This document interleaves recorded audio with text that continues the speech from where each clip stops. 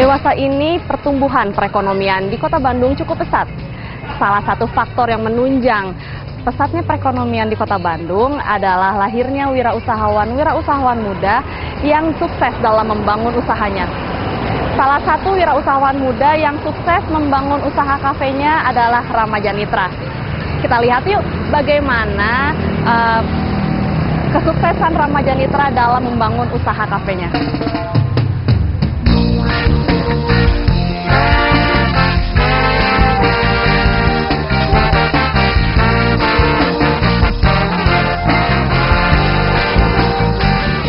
Halo Kang Rama, apa kabar Kang? Baik. Baik. Udah lama nunggu? Nggak terlalu lama lah. Oke, boleh duduk? Oke, makasih.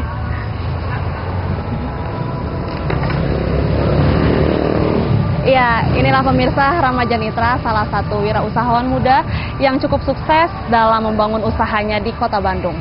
Kang Rama, kita bisa langsung aja Kang. Sebenarnya apa sih Kang nih konsep kafe Kang Rama ini sendiri? Konsepnya tuh jadi sebenarnya saya bangun kafe itu suasana rumah homey lah.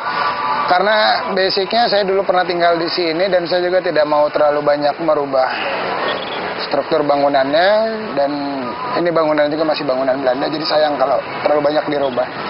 Jadi saya masukin konsepnya homey, nggak terlalu banyak perubahan lah. Kalau bisa dijelaskan dari mana ide awalnya tertarik untuk membangun kafe?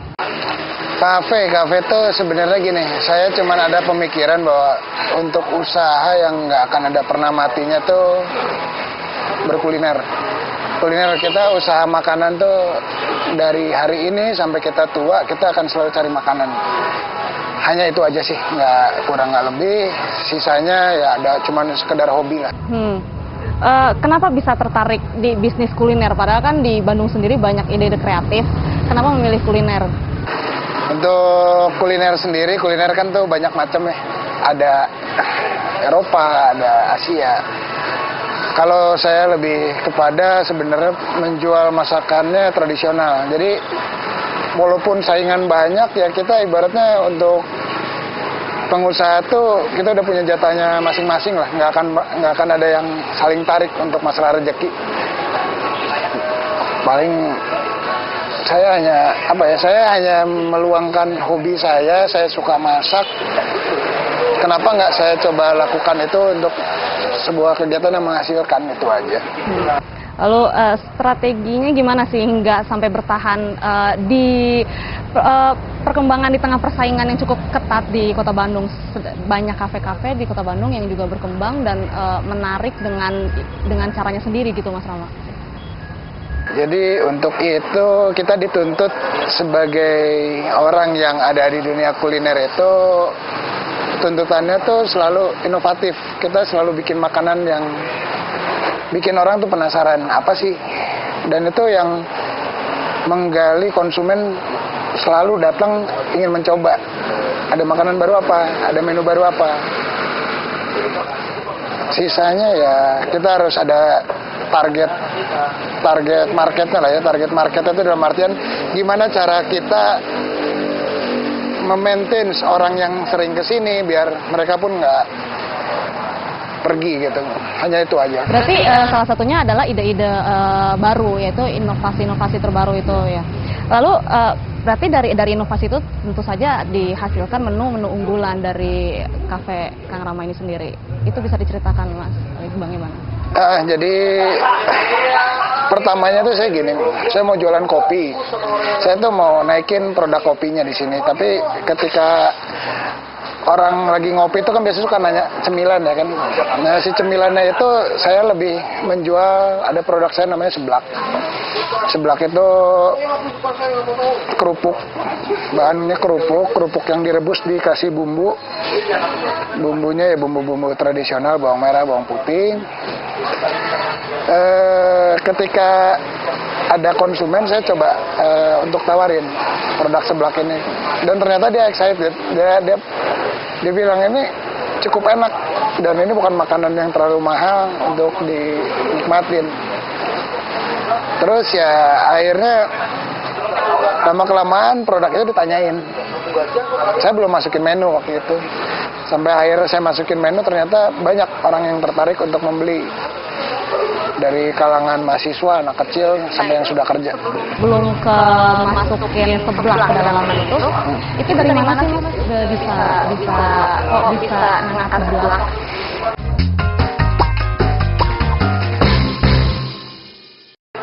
Jadi kebenaran saya orangnya suka jalan-jalan keliling-keliling lah. Saya waktu itu sempat lewat salah satu sekolah di Cihamplas. Di sana tuh ada satu tukang dagang yang belinya tuh sampai ngantri banget. Saya penasaran, saya ikut ngantri. Apa sih yang dijual? Ternyata dia jual waktu itu seblak makaroni. Terus akhirnya saya coba beli. Saya coba rasain, ternyata simple. Saya coba ngobrol, ternyata pembuatannya sangat simple, dan akhirnya saya coba sendiri bikin. Oh, nggak sulit gitu, mudah. Terus akhirnya ya saya coba, saya dengan bumbu racikan saya diperbaikin, akhirnya ya saya jualan seblak. Itu awalnya mencoba seblak dimasukin ke dalam kafe, itu langsung ke percaya diri aja, keluarin aja nih menu, atau Kang Rama itu mencoba dulu kepada teman-teman dulu nih, coba-cobain dulu seblak itu? Jatuhnya sih sebenarnya trialnya tuh ya seperti itu. Saya coba bikin, ada relasi ke sini atau kawan atau saudara, saya kasih coba dulu. Terus menurut mereka, oh enak, oh ya ini makanan yang waktu itu saya suka lihat ada di sekolahan di mana. Akhirnya mereka suka, terus dengan beberapa perbaikan rasa ya cuman modal saya modal cuman suka, iseng sebenarnya naro. Terus saya coba gali, ya akhirnya berjalan seperti itu. Lalu seblak itu sendiri dibuat apa nih Mas Kang Rama? Apa ya? Jadi seblaknya sendiri saya jual tuh banyak. Ada seblak original. Seblak original tuh ya seperti kita umumnya lah. Pada umumnya kita beli seblak di pinggir jalan ya begitu. Terus ada yang kemasannya saya rubah sedikit, jadi dipadukan dengan makanan Jepang, jadi sushi seblak. Ada juga yang saya campur dengan ceker. Ada juga yang saya bikin jadi kue tiaw. Jadi ada lumayan beraneka ragam lah seblaknya, saya nggak bikin cuma satu gitu. Itu berarti tiga menu unggulan itu adalah inovasi dari Kang Rama itu sendiri? Kebenaran kalau dengan waktu yang bersamaan ternyata ada orang lain saya nggak tahu, tapi yang jelas saya tidak coba untuk mencontoh dari orang lain. Waktu itu saya emang lagi iseng aja ngobrol sama rekan-rekan koki yang ada di sini, apa ya yang kita bisa bikin menarik. Dan akhirnya waktu itu hal pertama yang dilakuin, saya bikin sushi seblak waktu itu. Waktu itu emang di zamannya belum terlalu banyak lah orang jualan seblak juga. Dan biasanya sushi itu kan isinya dari seafood ya Kang Rama ya. Itu kenapa berani bisa ngisiin seblak yang itu kan makanan tradisional Kota Bandung gitu? Jadi seblak itu kan identik dengan pedas. Kemudian pedas, gurih, ada asin. Saya waktu itu mencoba yang namanya sushi salmon. Ada unsur-unsur rasa itu gitu. Saya coba ganti isinya. Dan pas saya makan ternyata nggak terlalu aneh rasanya, malah jadi lucu gitu, enak. Terus akhirnya ya saya coba bikin itu jadi menu. Itu aja. Oke, lalu setelah Kang Rama sudah berapa lama ini mengembangkan kafe SG7 Corner ini? Sampai hari ini kita berjalan di tahun keempat. Lumayan. Lalu pendapat Kang Rama sendiri terhadap customer itu bagaimana sih sampai sejauh ini? Customer kalau kita lihat dari pertama buka kafe, ya customer, yang namanya customer tuh datang dan pergi. Ada yang suka dia stay balik lagi, ada yang dia cuma pengen tahu ini tempat apa sih. Ada kan berbagai macam lah customer.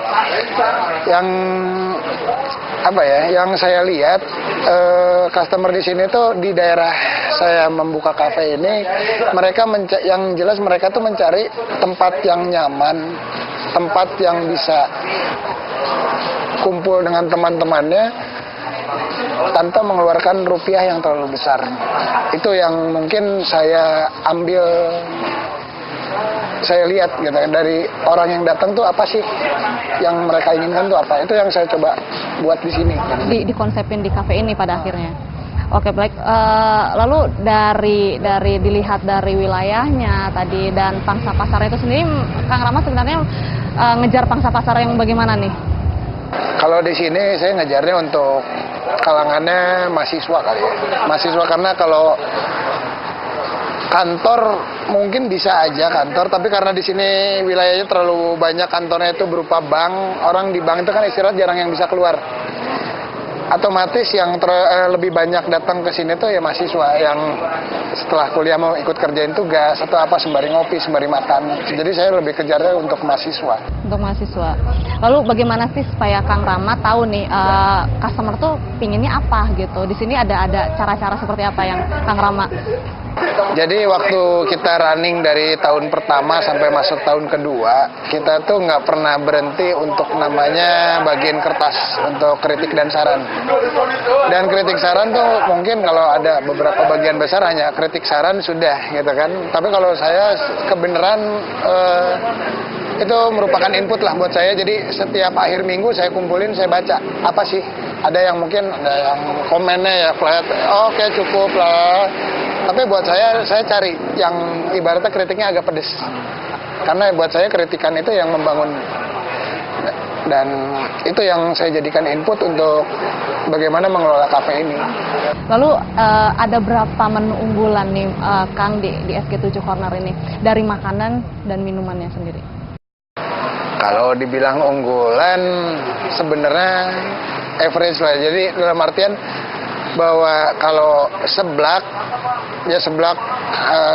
ada beberapa jenis, anggaplah jadi satu seblak. Ada di sini ada sop buntut. Terus kita juga jual produk Jepang, ada sushi, ada onigiri dan lain-lain lah.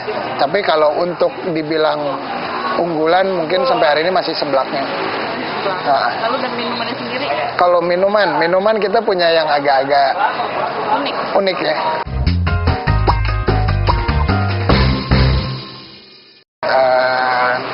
Ada namanya kopi duren. Kopi duren itu bisa disajiin dingin atau panas, tergantung selera.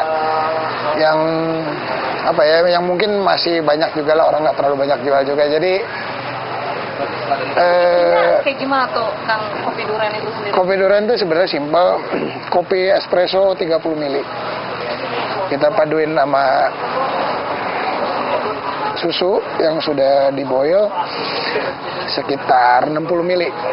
Dan itu diberi gula 25 ml, dicampur dengan duren. Durennya kita bisa durennya kita bisa bebas sesuai selera. Cuman kalau di sini kebenaran kita pakainya duren Medan.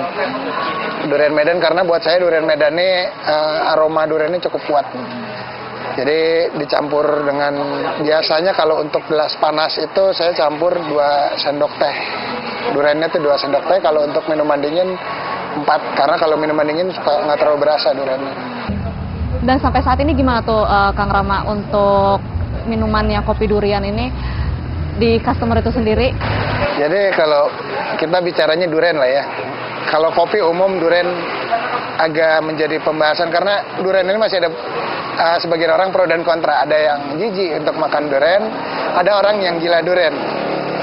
Nah, jadi kalau misalkan untuk orang yang biasanya suka makan duren, mereka penasaran, selalu pengen nyoba yang namanya kopi duren. Tapi kan ada juga orang yang nyium bau duren aja kayaknya rasanya ingin muntah, nggak kuat lah baru nyium baunya. Jadi kita selalu nggak pernah menaruh si durennya di area luar karena takut mengkhawatirkan orang-orang yang nggak suka. Jadi kalau di perbandingan antara orang yang suka durian dan enggak masih 50-50 lah, masih belum terlalu bagaimana lah, kayak gitu.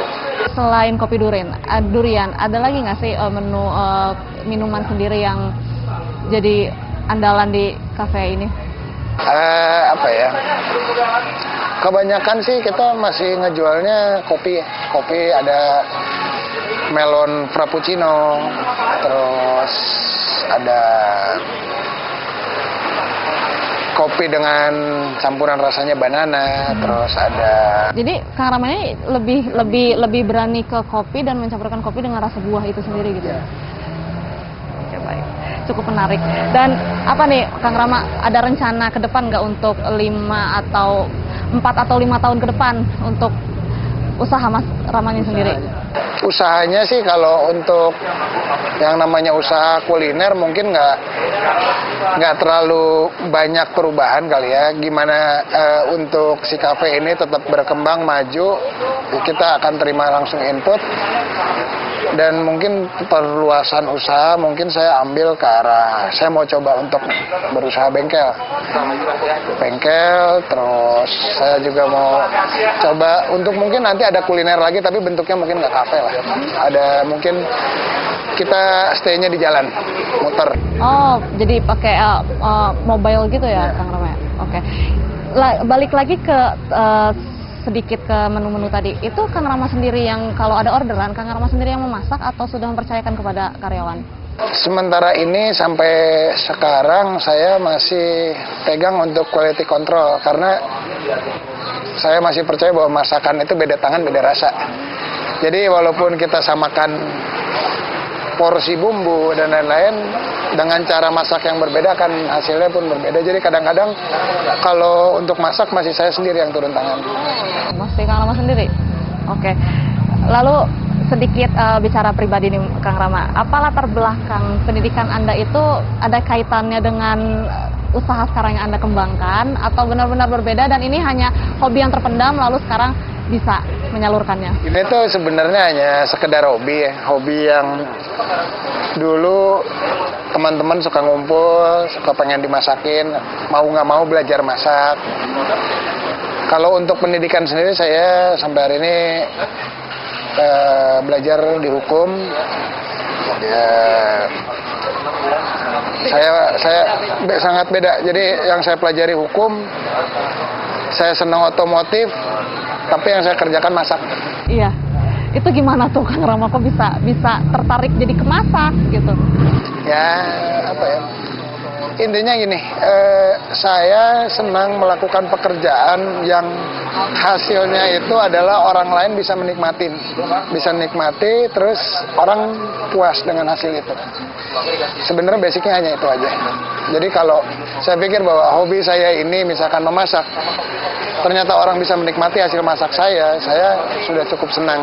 Jadi hanya itu saja yang membuat saya usaha kuliner sampai hari ini, bukan karena pendidikan dan lain-lain. Lalu ada nggak sih suka dukanya sampai saat ini Kang Rama dalam membangun usaha? Suka duka banyak lah. Suka dukanya banyak, kita trial and errornya karena emang basicnya juga saya bukan orang yang memulai segala usaha itu dari kafe, barulah.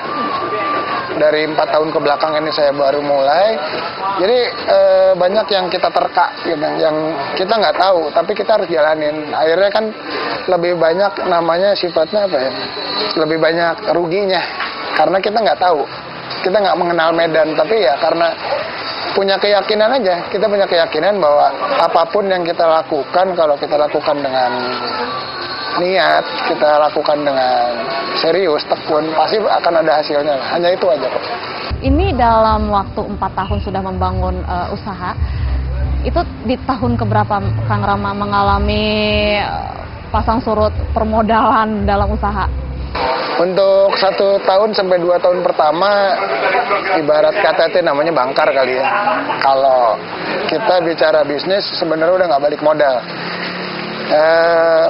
Seharusnya di tahun kedua kalau kita lihat dari jumlah uang dan lain-lain, itu harusnya keputusannya harusnya sudah tidak dilanjutkan, karena titik cerah untuk si usaha ini menjadi sebuah usaha yang maju tuh menurut hitungan nggak ada. Tapi ketika saya punya keyakinan bahwa ini kalau dijalanin harusnya bisa, tinggal kita cari orang yang tepat yang bisa menghandle. Misalnya saya nggak menguasai kafe, kita cari orang yang bisa.